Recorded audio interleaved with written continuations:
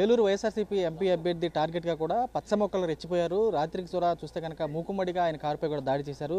అందరూ మన ముందు మాట్లాడదాం. సార్ చెప్పండి, ఏం సార్ ఇలాంటి దాడులకు సంబంధించి తెగబడుతున్నారు? ఇక్కడ ఉన్నటువంటి వాతావరణానికి సంబంధించి కానీ మీరు సౌమ్యంగా ఉంటారు, అలాంటి మీ పైన ఇట్లాంటి కార్ల పైన దాడులు చేస్తూ 3 కార్లు ధ్వంసం చేశారు, ఏం చూస్తారు? ఇది అరాచకం అండి. మనం నీతి నిజాయితీతో పనిచేసి ప్రజలకు మంచి చేయాలనే విధిగా ముందుకెళ్తుంటే జగన్మోహన్ రెడ్డి గారి స్ఫూర్తితో ఈరోజు నేను ప్రచారం జరుగుతుండగానే నాకు వేరే స్కెడ్యూల్లో వేరే ప్రోగ్రామ్ ఉంది కాబట్టి క్వార్టరంపాడు న్యూస్వీడ్ కాన్స్టిట్యున్సీలో నేను 7:30 బయలుదేరి అటు వెళ్తుండగా రంగాపురం దగ్గర కమ్మ ఆత్మీయ సమ్మేళనం టీడీపీ వారు జరుగుతుంది. అక్కడ రోడ్ బ్లాక్ చేసి పెట్టుకున్నారు. సరే, మనం కూడా ఈ రోడ్ బ్లాక్స్ అవన్నీ మనకు కూడా అవుతాయి, ప్రచారంలో ఇవన్నీ మామూలే అని చెప్పి మనం వేరే రూట్ తీసుకుందాం అని చెప్పి తిరగంగానే వెనకాల నుంచి దాడి చేయడం జరిగింది. అంత దుర్మార్గంగా బిహేవ్ చేస్తున్నారు. కేవలం ఓటమి భయంతో. మరి ఫస్ట్ టైం ఒక బీసీకి ఇచ్చారు సీటు, మరి అదే తప్పు అనుకుంటా, మరి అదే నచ్చట్లేదు అనుకుంటా, మరి వారికి ఇలాంటి దాడులకు తెగబడుతున్నారు.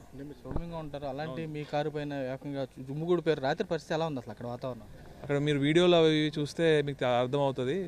అరాచకం, కర్రలు పట్టుకుని అసలు విపరీతంగా అసలు మళ్ళీ లా అండ్ ఆర్డర్, మా కార్యకర్తలు బయట ఇద్దామన్నారు కానీ మళ్ళీ లా అండ్ ఆర్డర్ సమస్యలు వస్తే నష్టపోయేది మా పార్టీ కార్యకర్తలే. మళ్ళీ వాళ్ళకి ఏమైనా ఇంజురీస్ అయితే వాళ్ళు ఇబ్బంది పడతారు, వాళ్ళ కుటుంబాలు బాధపడతాయి అని కేవలం ఒకే ఒక రీజను.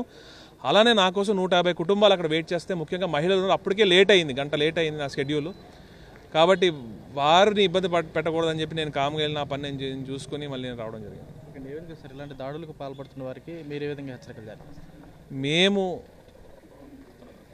జగన్మోహన్ రెడ్డి గారి స్ఫూర్తితో మంచి రాజకీయాలు చేయడానికి మరి నేను రాజకీయాల్లోకి రావడం జరిగింది. మేము కానీ కనుసేక చేస్తే మరి టీడీపీ వారు ఇంట్లోంచి కూడా బయట రాలేరని చెప్పి నేను తెలియజేసుకుంటున్నాను. ఎందుకంటే ఈరోజు జగన్మోహన్ రెడ్డి గారు పార్టీలు, కులాలు, మతాలు, ప్రాంతాలు చూడకుండా టీడీపీ వారికి కూడా, జనసేన పార్టీ వారికి కూడా పథకాలు ఇస్తున్నారు. ఎందుకు? ప్రజలందరూ బాగుండాలి, ఇలాంటి వైషమ్యాలు ఉండకూడదు, మన సొసైటీకి ఈ వైషమ్యాలు మంచివి కాదు, అందరూ కలిసిమెలిసి ఉండాలి అని. కానీ ఓటమి భయంతో ఎలాగో గెలవలేమనే ఇదితో మరి ఈరోజు అలా అరాచకం చేసింది. మరి అక్కడ ఆ ర్యాలీలో మరి ఎమ్మెల్యే అభ్యర్థి, ఎంపీ అభ్యర్థి ఉండి కూడా మరి ఆ విదేశాల్లో చదువుకుని వచ్చాం, అమెరికా నుంచి వచ్చాం, మేము ఎన్ఆర్ఐలు అని చెప్పుకునేవారు కూడా ఈరోజు ఎలా బిహేవ్ చేస్తున్నారో మనకి అదే అర్థమవుతుంది. ఎందుకంటే నారా లోకేష్ ఒక ఆకతాయి కంటే నీచంగా ఎంతమందికి ఎక్కువ కేసు, ఎవరికైతే ఎక్కువ కేసులు ఉంటాయో వారికి మరి టాప్ మోస్ట్ నామినేటెడ్ పదవి ఇస్తామని చెప్పి తెలియజేస్తున్నారు. మరి దాన్ని బట్టి అర్థం చేసుకోవచ్చు మనం వారు ఎంత దిగజారిపోయారు. అంటే అక్కడ ఉన్నటువంటి అభ్యర్థులు కానీ వీళ్ళు కానీ టీడీపీకి సంబంధించి ఉన్నటువంటి అక్కడ ఎంపీ అభ్యర్థి ఉన్నాడు, ఎమ్మెల్యేలు ఉన్నారు, అయినా నిలువరించకుండా అక్కడ ఉన్నటువంటి మీకు చుట్టుముట్టిన కాబట్టి జై జై బాబు అని నినాదాలు కూడా చేస్తున్నారు. చంద్రబాబు ఇలాంటి రాజకీయాల్లో ప్రోత్సహించడం ఏం చూస్తారు? ఇంకా వారి దాడులు ఇవే కదా వారి రాజకీయాలు. చెప్పుకోవడానికి ఒక పథకం లేదు, ఏమీ లేదు, కాబట్టి ఇలాంటి వాటి మీద డిపెండ్ అవుతున్నారు.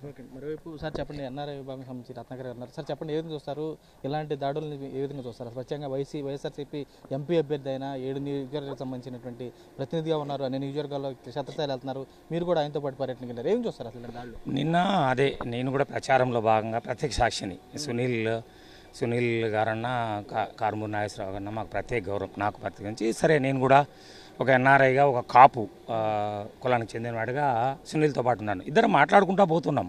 అన్యాయం ఇది. అది చూస్తే అసలు ఆ పరిస్థితి, నేను బేసికల్గా నేను కడప సంబంధించినండి, అంత దారుణం మా దగ్గర కూడా జరగదు. ఒకవేళగిన సునీల్ సమన్వయంతో కొంత కంట్రోల్డ్గా ఉంటూ మనం వెనక్కి తిప్పుకొని పోదామని రావడం జరిగింది. కానీ అక్కడే కార్లను వాళ్ళకి అమ్మింటే కనీసం అంటే ఒక 5-6 మందిని హాస్పిటల్లో చేర్చాల్సిన పరిస్థితి. ప్లస్ వాళ్ళ కర్రలు తీసుకొని, మీరు ఈ హోల్ చూసినారా, ఇక్కడ ఈ హోల్లో లోపల నుంచి పెట్టడానికి ట్రై చేస్తున్నారు, వాళ్ళు కూర్చోండారు మనుషులు.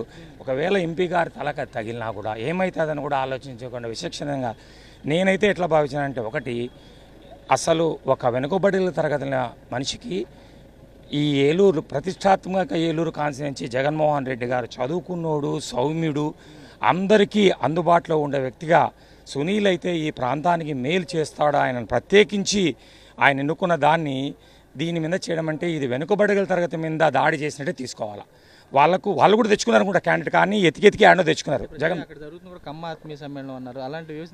అదే కదా అర్థమైపోతుంది కదా. అగ్రవర్ణాల వాళ్ళు రాష్ట్రంలో జగన్మోహన్ రెడ్డి గారు వెనుకబడగల తరగతులకు ఇస్తున్న ప్రాధాన్యత, అలాగే ఈ ఎన్నికల్లో సునీల్ యాదవ్ అనేవాడు ప్రత్యేకించి పార్లమెంట్ అభ్యర్థిగా 2 లక్షల పైన మెజారిటీతో గెలవబోతున్నాడని వాళ్ళకి ఇంటర్నల్ రిపోర్ట్స్ ఉన్న కారణంగా వాళ్ళ యొక్క కసిని, ద్వేషాన్ని, ఈర్ష్యను, అసూయను ఈ దాడి ద్వారా చేసుకున్నారు.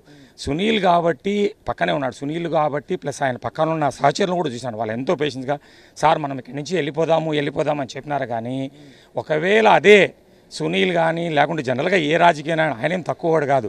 రాష్ట్రంలో జగన్మోహన్ రెడ్డి గారు ఏ రకంగా నేను అర్జునుడిని, నాకు శ్రీకృష్ణులే మీరందరూ అన్నాడో అలాంటి శ్రీకృష్ణులకే కోపం వచ్చి తిరగబడితే ఏమవుతుందో ఒకసారి చూపిస్తే నా పరిస్థితి అర్థమైంది. కానీ లేకుండా సునీల్ లోపల అందరిని ముందు మనం ఇంచి వెళ్ళిపోతాము, ఇవన్నీ రాజకీయ ఈ సభలు జరిగేది మామూలే అంటూ అక్కడికక్కడ తన సహచరులందరినీ నాతో సహా అందరినీ కూల్ చేసి అక్కడి నుంచి తీసుకురావడం అనేది నాకు ఆశ్చర్యం వేసింది. కానీ ఖచ్చితంగా ఇక్కడ జరిగింది ఏంటంటే తెలుగుదేశం పార్టీ రాష్ట్రంతో పాటు ఏలూరు పార్లమెంటు నియోజకవర్గంలో చిచ్చుగా ఓడిపోతుందన్న ఒక అసూయతో వాళ్ళు ప్రత్యేకించి దాడి చేసి తను తిరగకుండా చేయడానికి చేసే ప్రయత్నమే ఇది జరిగిందన్నట్టు. ఇది రాష్ట్ర వ్యాప్తంగా అందరూ గమనిస్తున్నారు. రాజకీయాల్లో ఇందాక మా సునీల్ చెప్పాడు కదా, లోకేష్ పైనుంచి వస్తుంది. లోకేష్ అంటాడు కదా, ఒక రెడ్ బుక్ అంటాడు, ఎల్లో బుక్ అంటాడు, లేకపోతే ఇక అందరినీ మేము ఎంతమంది ఎక్కువ వైఎస్ఆర్ కాంగ్రెస్ పార్టీ వాళ్ళని కొడితే దాడులు చేస్తే వాళ్ళకి మంచి పదవులు ఇస్తాను, దాన్ని స్ఫూర్తిగా తీసుకొని ఎటు ఓడిపోతున్నాం కదా అన్న ఒక దాంతో చేయడం తప్పనిస్తే తప్పకుండా నేను చూసినది ఇంత దారుణంగా అటాక్ చేస్తారని నేనైతే ప్రత్యక్షంగా చూడలే. మామూలుగా టీవీలో అందరం చూస్తాం, నేను ఉన్నా కాబట్టి దారుణమైన పరిస్థితి. ఖచ్చితంగా ఈ ఘటనతో రాష్ట్రంలో ఉండే వెనుకబడిన తరగతులు అందరితో వాళ్ళతో వాళ్ళు ప్రత్యేకించి గమనించాలా. వెనుకబడిన అసలు ఈయన సౌమ్యుడు, అసలు అంత పేషెన్సీ, అంత యాక్సెసిబిలిటీ రాజకీయాలకు సంబంధం నేను చూసాను. నేను ఆశ్చర్యమైతే తిరుగుతున్నా కదా నేను. సో అటువంటి వాని మీద దాడి చేయడం ఖచ్చితంగా ఇది వాళ్ళు అనుభవించి తీరుతారు. ఇక్కడ ఇంకొక 50,000 2 లక్షలకు పైగా ఇంకొక 50,000 ఎంత మెజార్టీ పెరిగేదే కానీ వాళ్ళు దీన్ని ఆయన గెలుపును మెజార్టీని నిలువరించే పరిస్థితి లేదని నేను ఖచ్చితంగా చెప్పగలను. అంటే ఇలా దాడులు చేసిన శ్రేణులపై ఫిర్యాదు చేస్తారా? ఏంటి పరిస్థితి? అదే రాత్రి లేట్ అయిపోయింది, ఆయన కూల్గా ఉన్నాడు, నేను పక్కన ఉన్నా కదా. సునీల్ దీని మీద అంటే పర్లేదన్నా, ఇది ఏమవుతుంది మామూలే కదా, ఈ ఎలక్షన్ లేదు సునీల్. అప్పుడు అందరూ కాల్ చేస్తున్నారు సెంట్రల్ ఆఫీస్ నుంచి. కానీ ఏదైతే ప్రాసెస్ అధికారికంగా మేమేం చేయాలని అధికారులతో కలిసి కేసు కంపల్సరీ ఫైల్, ఎందుకంటే తద్వారా అట్లీస్ట్ వేరే వాళ్ళ మీద ఈ ఎంపీ సెగ్మెంట్లో మొన్ననే దెందలూరు గురించి విన్నాము, ఇంత దారుణంగా ఉంటుందని నేను అనుకోలే. కాబట్టి అధికారులు ఉన్న చట్టం తను చేసుకోబోయేటట్టు ఇప్పుడు ఎంపీ గారు డెఫినెట్గా స్థానిక అధికారులతో కలిసి కంప్లైంట్ చేస్తాము.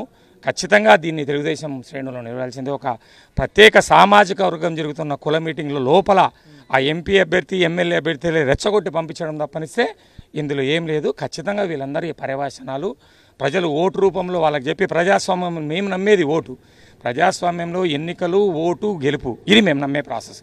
దాని ద్వారా వాళ్ళకి ఖచ్చితంగా తెలియజేస్తాం. చూడొచ్చు పురుషాలు కూడా ప్రత్యేకంగా ఒక సామాజిక వర్గానికి సంబంధించినటువంటి సమావేశం, కమ్మ సామాజిక వర్గ సమావేశంలో కూడా అక్కడ ఉన్నటువంటి శ్రేణులు ఎవరైతే ఉన్నారో వారు కూడా బీసీకి సంబంధించి వెనకబడిన సామాజిక వర్గాలు చెందినటువంటి వ్యక్తికి కూడా ఇక్కడ ఉన్నటువంటి సీటు కేటాయించడం వారు లేకపోతున్నారు. అంతేగా ఇట్లాంటి దాడులు కూడా తెగబడుతున్నారని చెబుతున్నారు. దీనిపై కూడా క్షేత్రస్థాయికి సంబంధించి చూస్తే కనుక ప్రధానంగా జరిగినటువంటి దాడి విషయంలో కూడా పోలీసులకు ఫిర్యాదు చేస్తామని చెప్పి ఉన్నటువంటి వారు కూడా టీడీపీకి సంబంధించిన శ్రేణులు కూడా ఇట్లాంటి చేసినటువంటి దాడులను తీవ్రంగా ఖండిస్తున్నామని వారు కూడా స్పష్టం చేసి కూడా కనపడుతుంది. విజయ్ కుమార్ రాజుతో రాజు, సాక్షి, ఏలూరు జిల్లా.